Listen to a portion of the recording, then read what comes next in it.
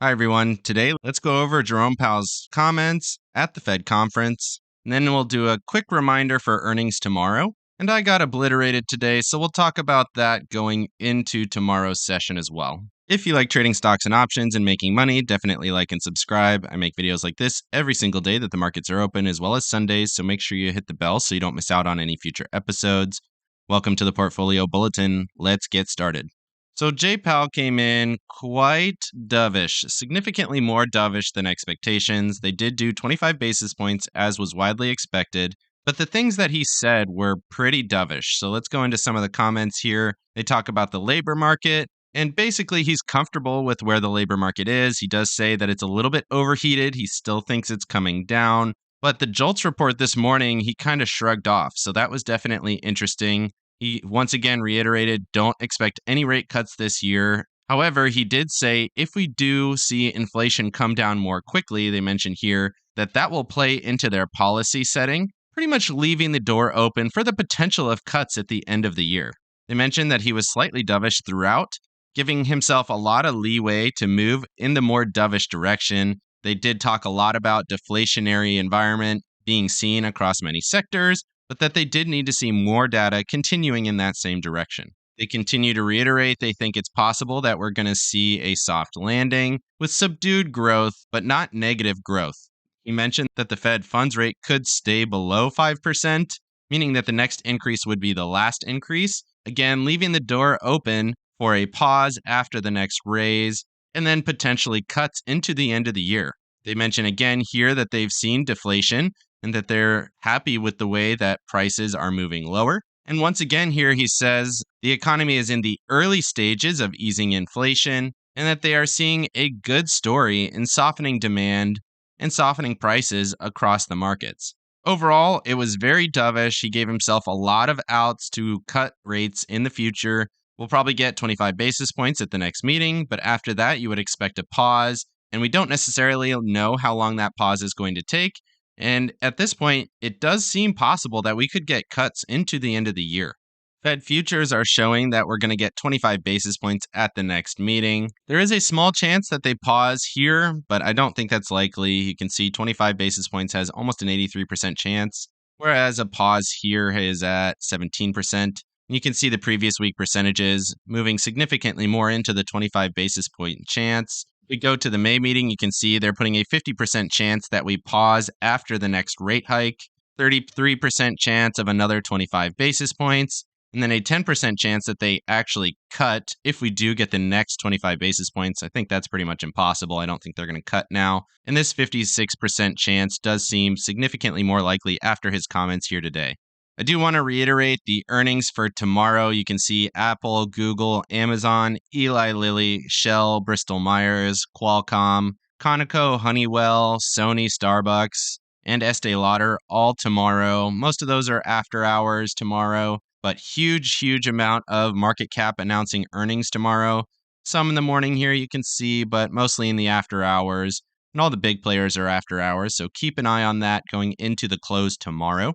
Moving over to the charts, starting with the S&P 500 on the daily chart and the 4-hour. Actually, let's just look at the daily chart here. So pretty much we're in this structure at this point. So we've broken out, we tested support, we moved higher. The Fed comments pushed us higher here again today. And I think this structure is really what we need to be looking at going into the future.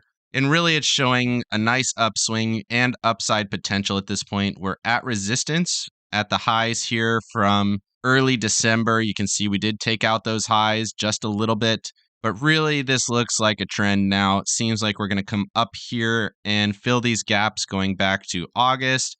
Touch resistance up here at around 424, 425 does seem like the zone that we're going to find resistance. Maybe it takes a little longer, get a little bit higher, 427, 428, somewhere in this zone, certainly possible. Doesn't necessarily have to happen in a straight line. Maybe we could find resistance up here at like 420 or so, come back in, test support, move higher into that 430. But really, this is what you have to be looking at. The long-term structure is bullish. We are not overbought yet on the daily chart despite these huge moves higher that we have. Momentum is still bullish and everything continues to point higher, especially with the Fed comments here today. As long as these earnings don't derail this rally, this structure here is very solid. We've retested, we've continued higher, and you have to respect this now as a potential longer term bottom down here at 360, or if you're going to go all the way to the bottom here at 349. This is going to be a really solid level of support. We also have strong support at 379. But really, we're looking in this upper range of this trend at this point for longer term price targets. Moving over to the NASDAQ on the 4-hour chart, you can see that similar structure, but we're already at resistance here. So that is definitely interesting. The NASDAQ rallied super hard here today. Really, really aggressive. We also got Meta earnings, which was pretty good. You can see we're up after hours, and that's definitely affecting the NASDAQ here. Right at resistance, you can see at 104, we took out all these previous highs. We took out the wick here, so everything is moving higher, making new highs off of this triple bottom type structure. So you have to assume that we're going to be potentially moving higher, but we are at resistance here, and we're definitely extended. You can see we're overbought on the 4-hour chart. Every time we've gotten into overbought conditions, we did have a sell-off to follow. So do keep an eye on that. Certainly could roll over into tomorrow just because we are so extended. But at this point, this structure has broken out. We do have a bullish trend structure on the longer time frames with a significant bottom intact here. Really, you have to look at this as bullish, especially once again with the Fed comments going into today. Moving over here to the Russell and the Dow, both on the daily charts. You can see we're at long-term resistance here on this trend now. So we have low, a higher low, a high, a higher high. Again, potentially looking for that retrace, come back down, maybe test 182. Would certainly have support at 189 on the Russell. So at longer term resistance here, definitely looks like we could roll over into tomorrow. Even if we do and we retest these lows here, you would have to expect that the lowest that we could go realistic would be this trend line. Depending on how fast we get there, it could certainly come into 178, 179, 181, somewhere in this lower zone. If it takes longer to get there, obviously this trend line will be higher. Usually these sell-offs have been quite quick here, though. You can see from 1 December back down to the lows was 20 December, so about 20 total days to get there. We have that same kind of time frame from today. That would be around 20 February. Maybe we come all the way back down to 178, 179, finding that longer term support, and then we start to move higher into that 202 level. So pretty wide range on this section here. Definitely looks like the risk is to the downside. We've been saying that for a while, though, at this point. Moving over to the Dow. You can see bullish structure as well. We have a consistent rising wedge here. Almost looks like a bull flag slightly that we're starting to break out of. If you look at this on a longer time frame, the Dow has consistently made significantly higher lows than the previous indexes. And at this point, it has been a little bit weaker just because it's been stronger over the last month. We're not taking out the highs from early December or even the highs mid-January the way that the other indices are, but we are above resistance and we are above all the EMAs at this point on the daily chart. Again, indicating that this is a bullish structure and everything is looking to the upside here, at least in the short term. We do have some resistance up here at 343, and then we have that longer term resistance at 348. So looking to see what happens in those zones. Otherwise, you should expect the Dow to go higher depending on Apple earnings tomorrow. Moving over to Apple and Tesla on the 4-hour, you can see Apple still in that holding pattern waiting for their earnings tomorrow. If their earnings are good, obviously you would expect it to break out to the upside, looking at that most recent high at 147.20 or so. If we do break that high and get above resistance, this could certainly go much higher. If we zoom out here, we can look at some price targets, potentially getting all the way up to that next level of resistance, probably in the 148, 150 zone. So another $5 to $10 worth of potential upside just based on this previous consolidation area that we had before we had that bigger move down. Tesla, not much to say. This continues to be a rocket to the moon after their earnings. Really, really strong performance. Continues to prop up the markets here. Let's put this on a more reasonable scale here. You can see we're going to have strong resistance up at around $200. Could certainly get there. We're at resistance now, could certainly roll over right here. Again, showing some risk to the downside after this pretty parabolic move. But again, strong resistance, I would look at 200 here from the previous tops of 15 November and 1 December. Moving over to consumer staples on the 4-hour, as well as consumer discretionary. You can see here, both of them rallied here today. Everything was bullish. We did get up to resistance once again on this expanding wedge, which continues to be a point of strong resistance. You would expect a retrace maybe down to 148. If we do come test lower support at 143, certainly possible. But right now, both of these look pretty bullish going into tomorrow. We do have some overextension here on the discretionary. You can see overbought conditions. Consumer staples not showing that same extension because it has been flatter here recently, but it seems like we're kind of in a buy everything mode. Again, indicating more risk on plays and more upside to come potentially. Moving over to transports, you can see we did come in, retest support, and then we broke out above the previous highs, indicating that this trend is complete. So we broke out, retested, came up, broke the previous highs. We're starting to fill some of these gaps going back to August. But transport's confirming the move higher as you would expect. Not overbought yet. Trend is up. Momentum is up. Everything is bullish. Moving over to semiconductors, you can see the structure that we've looked at on the NASDAQ and the SPY here. Again, we're pretty much at resistance here. Risk is to the downside. You have maybe another $2 to $4, maybe $5 of upside potential here. AMD did really well, like we talked about yesterday, continuing to give semiconductors strength. But this trend here seems to be pretty well intact. We're definitely looking for some interaction with this upper bound. Maybe we overshoot it a little bit and get some rejection, come back down to 229. That would be a nice little entry. But right now, we do have to assume that this structure is going to continue, that we are bullish going forward.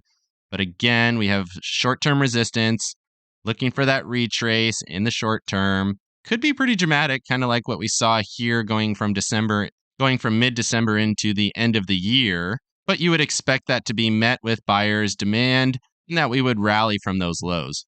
Moving over to yields, not much to say here. They both cratered as you would expect. Very dovish statements. We tested some highs here on the 2-year and then sold off really dramatically. And really the 10-year was telling us that we were going to go lower throughout the day. Didn't even test the highs, didn't really give any upside potential at all. Got below that previous level of support that we were talking about. Does seem like we're going to come in and retest and then continue lower.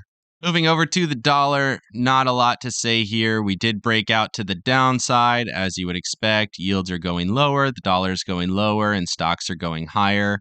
Let's extend this trend line out, which has been support here previously. Next level, we're looking for support down at around 100.4, 100.3, somewhere in that area. So about another dollar.